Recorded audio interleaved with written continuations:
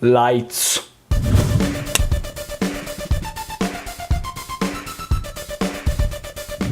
It's really simple. Without lighting, you can't see what's in the camera. And that's why it's very, very important to have your own lighting. Now, to understand, there are 4 different types of lighting, and someone's ringing the doorbell while I'm recording. This is odd. There's a UPS.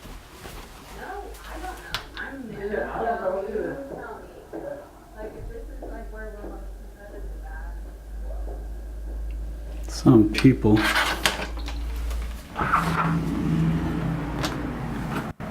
Trying to sell me stuff.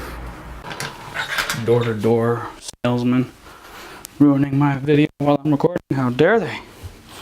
How dare they? I shall slap them in the face if I ever get the chance. My goodness. Don't they know I'm recording? I mean, my God. Oh, y'all were hearing all that? Sorry. Not really. I want you to hear it.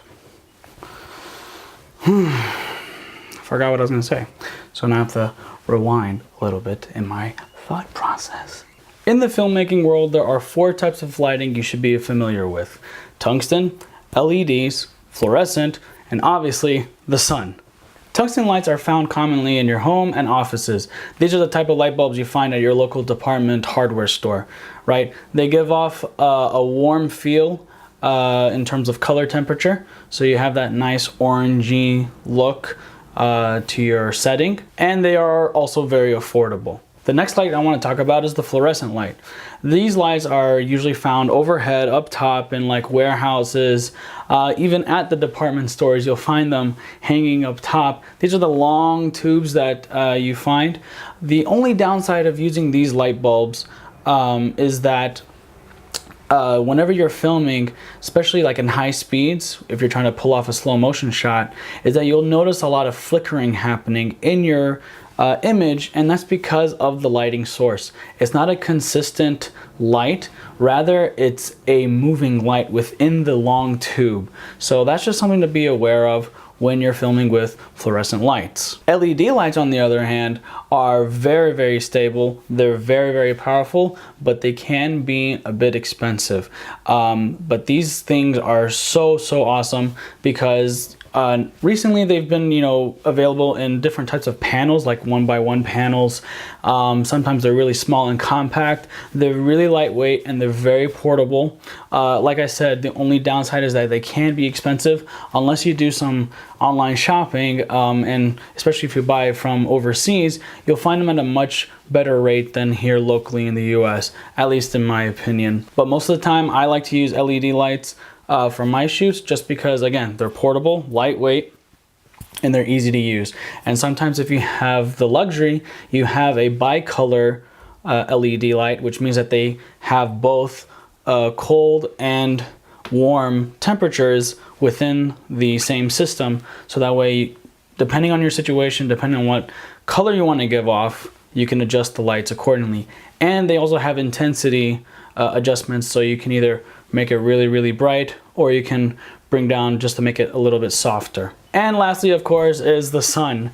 It's the most powerful and amazing light that's naturally out there in nature. It does give off a very, very intense light source. Sometimes it can be a little bit too harsh, especially if you're shooting outdoors. The only way to accommodate for that is to have a diffusion. Now, what is diffusion? Basically, diffusion is how you make the light less intense. You can either use different cloths to put on top of the light source. In this example, the sun, you would have a cloth or something that's a little bit transparent, but it still blocks the intensity of the sun, or any light source for that matter, and it evenly spreads it so that it's not harsh and concentrated into one direct space. This expands it and feathers it out to make it nice and even. But let's say you're in a situation where you're filming outside and the sun is your only light source, but you still have harsh shadows on your subject. What do? This is where creativity kicks in and you start using reflectors and whiteboards. What does that do? These are basically bouncers, right?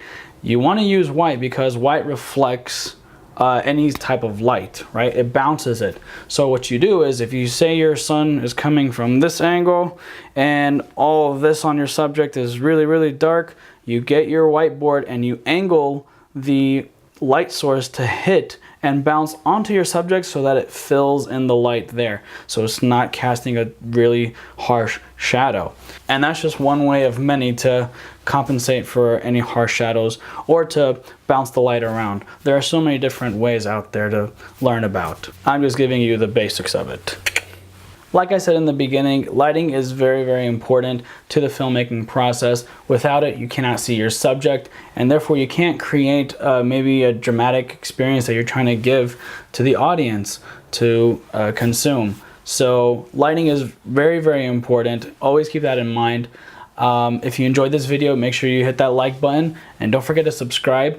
You can check out the playlist right here, and you can support me on Patreon if you'd like, and I'll see you guys in the next one. Peace.